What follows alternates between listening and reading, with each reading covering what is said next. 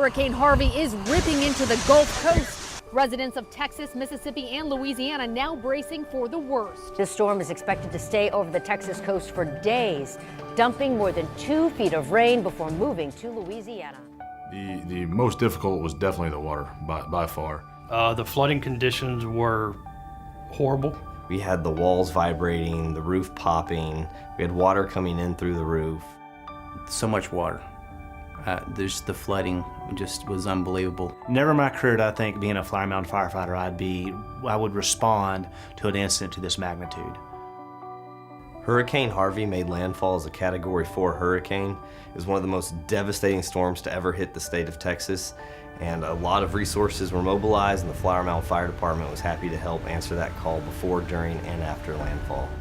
Our strike team was sent down there to help because the departments in that area were being so overwhelmed with the amount of calls and rescues that they had. Before the storm, everybody was running to get out of the way. We saw cars that were fully loaded. We witnessed a Suburban that even in the back hatch had an elderly woman and 2 grandchildren just sleeping in the back at 2 o'clock in the morning. We were deployed to the coast the day before the storm made landfall, and we rode out the storm. The water was very deep in places, 5 to 6 feet deep. The boats can't get everywhere. We're in neighborhoods, so there's lots of obstacles.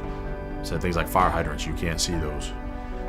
Manhole covers will lift off. Now you have holes that go straight down into the ground. I guess our most memorable moment that we had was the second night we were down there. We got bumped out to go to a structure fire.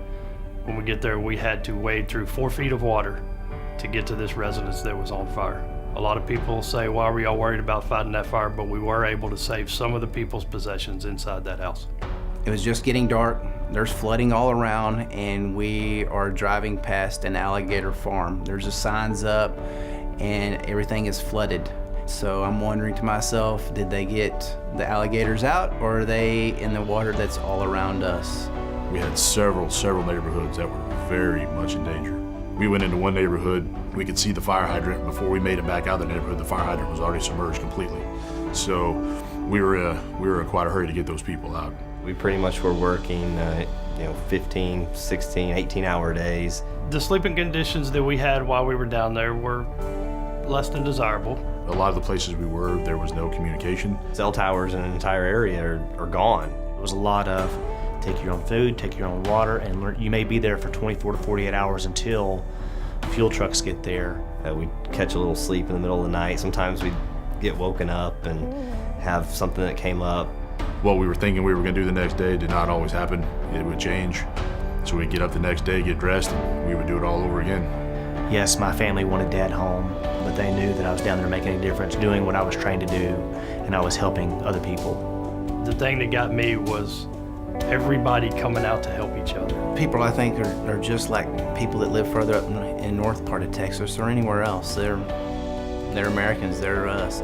Neighbors helping neighbors, Texans helping Texans, people from other states coming down there just was amazing.